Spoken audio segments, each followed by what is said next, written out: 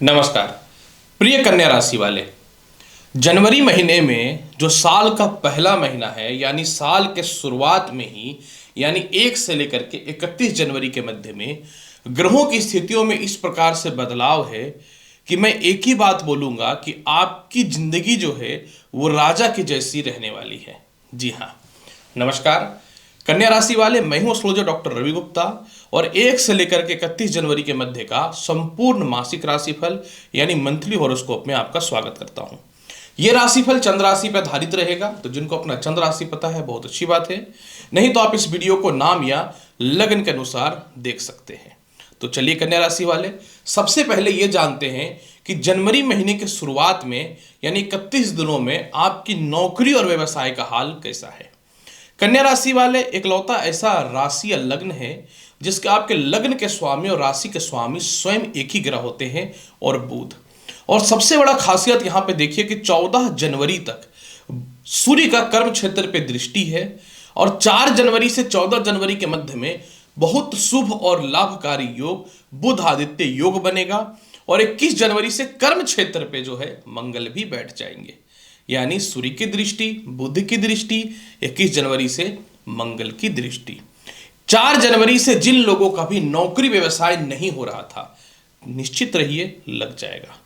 4 जनवरी से 14 जनवरी के बाद प्रशासनिक क्षेत्र, राजनीतिक क्षेत्र, पॉलिटिकल क्षेत्र में बहुत बड़ा लाभ आपके जीवन में मिलता हुआ दिखेगा। 4 जनवरी से लेकर के 14 जनवरी के मध्य में कोई भी कानूनी अड़चन व्यापार या नौकरी को लेकर के था, लीगल इशू या लीगल प्रॉब्लम में फंसे हुए थे, उससे जो है आप 100% जो है बाहर निकल जाओगे। इसके बाद फिर जो है कंटिन्यू कर्म क्षेत्र पे 14 जनवरी के बाद भी बुध का दृष्टि पड़ना, तो जो सालों से घर में बैठे हुए थे उनके लिए तरक्की का रास्ता खुलेगा। जिनका मान सम्मान खत्म हो गया था वह मजबूत होगा और इसके अलावा 21 जनवरी से आपके कर्म क्षेत्र पे वैल्यू बढ़ेगी, इंपॉर्टेंस बढ़ेगी और आपका मुंह के बोलबाला होना चालू हो जाएगा। यानी राजगद्दी पे बैठ रहे हो तो राजा की जैसे ही तो जीवन होने वाला है। कैसा रहेगा आपके जीवन में विदेश यात्रा का हाल। सच्चाई यही है कि आपके कुंडली में जो है 14 जनवरी तक द्वादश भाव का मालिक जो है सूर्य चतुर्थ भाव पे है, जो 14 जनवरी तक विदेश जाने से रिलेटेड परिस्थितियों को मजबूत करेगा। खास करके 4 जनवरी से 14 जनवरी के मध्य में जब बुध आदित्य योग रहेगा।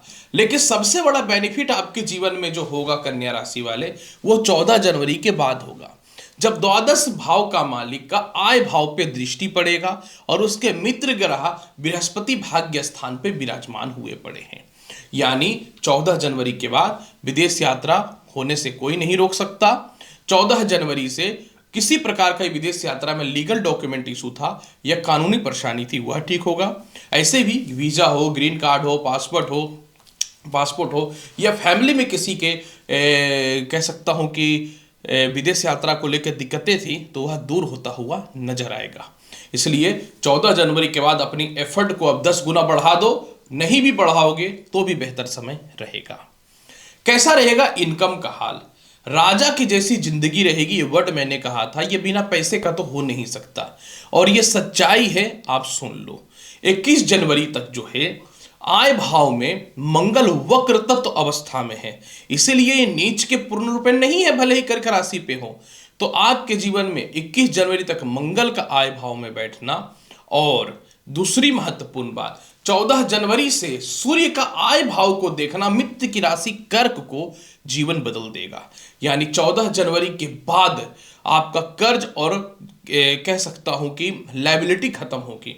हालांकि जिनको 14 जनवरी के बाद हैवी लोन लेना है या कोई मोटा पार्टनरशिप नहीं मिल रहा है, इन्वेस्टर नहीं मिल रहा है, वह भी मिलता हुआ नजर आएगा। और 14 जनवरी के बाद विदेशों से एक्सपोर्ट इंपोर्ट के अलावा कहीं आपके मोटे पैसे फंसे हुए थे, पैसे को लेकर के कानूनी अड़चनें खड़ी हुई पड़ी थी, यह सभी चीजें दूर होते हुए दिखेंगी। यानी 14 जनवरी के बाद पैसे को लेकर के जो समस्याएं हैं ना, आप लिख लो, वो चुटकियों में दूर हो रहा है। बस हिम्मत नहीं हारो, एफर्ट लगाते रहो। कैसा रहेगा आपके जीवन में दाम्पत्य जीवन का हाल।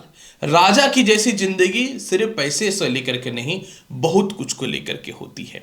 और ये मैं क्लियर और आपको कंफर्म बता दूं कि विवाह स्थान का स्वामी आपके कुंडली में जो है वो स्वयं बृहस्पति हैं, जो द्वादश भाव पे बैठे हुए हैं। दूसरी महत्वपूर्ण बात यहां पे मैं आपको यह बता दूं, अभी मंगल का चतुर्थ दृष्टि द्वितीय भाव पे है, जिसके कारण जो है 21 जनवरी तक, मैं खुल के बता रहा हूं, 21 जनवरी तक वैवाहिक जीवन में थोड़ा कलेश, थोड़ा मतभेद, डिस्टर्बेंस, अस्थिरताएं आपके जीवन में देखने को मिलेगा। लेकिन 21 जनवरी के बाद आपका वैवाहिक जीवन में सुधार हो जाएगा, विवाह के अच्छे अच्छे रिश्ते आएंगे। 14 जनवरी से लव टू मैरिज के चांस बहुत ही अच्छे हो जाएंगे और 21 जनवरी से आपका ससुराल पक्ष से मतभेदता ठीक हो जाएगा। इसके अलावा ससुराल पक्ष को लेके मेंटेनेंस का पैसा हो, एलोमनी हो, या किसी प्रकार के भी कोई भी समस्या है उसका समाधान होना तय है। इसलिए अगर आपका मन चाहे विवाह का रिश्ता नहीं आ रहा है या वैवाहिक जीवन में बहुत आर्ग्यूमेंट या बहस या परेशानियां चल रही हैं, तो आप 14 जनवरी तक, माफ करेंगे 21 जनवरी तक का इंतजार कर लीजिए।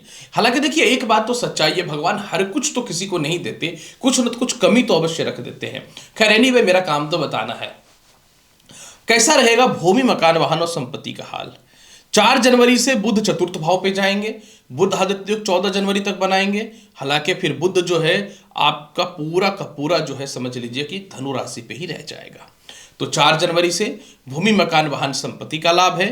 माता पिता से सपोर्ट मिलेगा, पिता से धन की संबंधित सपोर्ट मिलेंगे।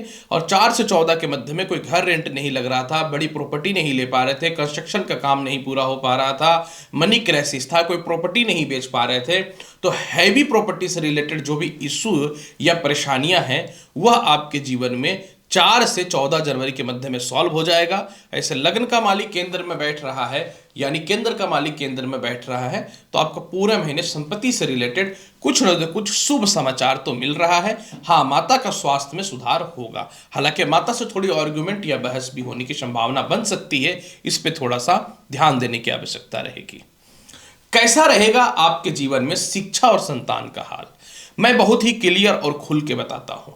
आपकी कुंडली में जो है मंगल का दृष्टि पंचम भाव पे है, लेकिन पूर्ण रूपेण दृष्टि पंचम भाव पे नहीं पड़ रहा है। 14 जनवरी को सूर्य पंचम भाव पे प्रवेश करेंगे, अतः 14 जनवरी से पहले, क्योंकि पंचम भाव में जब सूर्य का प्रवेश होगा ना, तो 14 जनवरी से 21 जनवरी इट्स वेरी डेंजरस। इसके पहले और इसके बाद का समय बहुत अच्छा है, यानी 14 जनवरी तक आपका जो है एडमिशंस हो जाएगा अच्छे कॉलेज में, कोई जॉब है या इंटरव्यू है तो आपके फेवर में आएगा। 14 जनवरी से 21 जनवरी के मध्य में थोड़ा सा शिक्षा को लेकर के, थोड़ा सा संतान को लेकर दिक्कतें रहेंगी, लेकिन मंगल का, वक्री मंगल का अष्टम भाव पे दृष्टि पड़ना ये बहुत अच्छा है, यानी आपके महीने के अंतिम पड़ाव में, यानी 21 जनवरी के बाद संतान का विवाह हो, करियर हो, इनकम हो, फाइनेंशियल क्राइसिस हो या हेल्थ इशू हो, वो ठीक हो जाएगा। इसके अलावा जो है शिक्षा में बढ़ोतरी, इंटरव्यू या बड़े कॉलेज में एडमिशंस के चांसेस भी बन जाएंगे, तो थोड़ा सा पेशेंस रखने की आवश्यकता है। पैसे भी तो बहुत आ रहे हैं। कैसा रहेगा केस मुकदमा और कर्ज और स्वास्थ्य का हाल, बहुत ही क्लियर और स्पष्ट मैं बताना चाहता हूं। हालांकि द्वादश भाव पे शनि की दृष्टि है और शनि षष्ठम भाव में बैठे हुए हैं। 14 जनवरी से केस मुकदमा में आप विजयी हो जाओगे। 14 जनवरी से आपका थोड़ा गले का रोग और पेट की थोड़ी समस्याएं, शुक्र के कारण हल्का फुल्का स्किन की समस्या वह ठीक हो जाएगा। 14 जनवरी से कोई भी कानूनी अड़चन है या किसी प्रकार का पैसे फंसे थे या स्कैम हुआ था, घोटाला हुआ था, किसी प्रकार के पैसे को लेकर कानूनी पछड़े में पड़े हुए थे, वो सभी चीजें 14 जनवरी के बाद सॉल्व होता हुआ नजर आएगा। या ससुराल पक्ष से प्रॉपर्टी लेनी है या पैसे लेने हैं, तो सभी प्रकार की कानूनी अड़चनें जो हैं 14 जनवरी के बाद 100% दूर होता हुआ नजर आएगा। उपाय के तौर पे करना क्या चाहिए, 21 जनवरी तक हनुमान चालीसा का पाठ करना आपके लिए बहुत अच्छा है। पूरे महीने ओम श्रीम श्रीय नमः और प्रत्येक दिन माता लक्ष्मी को एक लाल पुष्प अवश्य चढ़ाइएगा। हालांकि 28 जनवरी तक ये ज्यादा बेटर है। और इसके अलावा जो है ओम नमो भगवते वासुदेवाय मंत्र का जाप कर लीजिएगा। तो कन्या राशि वाले कैसा रहेगा 1 से लेकर 31 जनवरी का संपूर्ण हाल पूर्ण रूपेण मैंने बता दिया। उम्मीद करता हूं कि बताई गई जानकारी से संतुष्ट होंगे। चैनल पर नए हैं तो लाइक करिए, शेयर करिए, सब्सक्राइब करिए। मिलूंगा अगली वीडियो में और महत्वपूर्ण और ज्ञानवर्धक जानकारी के साथ। तब तक के लिए एस्ट्रोलॉजर डॉक्टर रवि गुप्ता का नमस्कार। अच्छे से रहिए, खुश रहिए, व्यस्त रहिए, मस्त रहिए। धन्यवाद।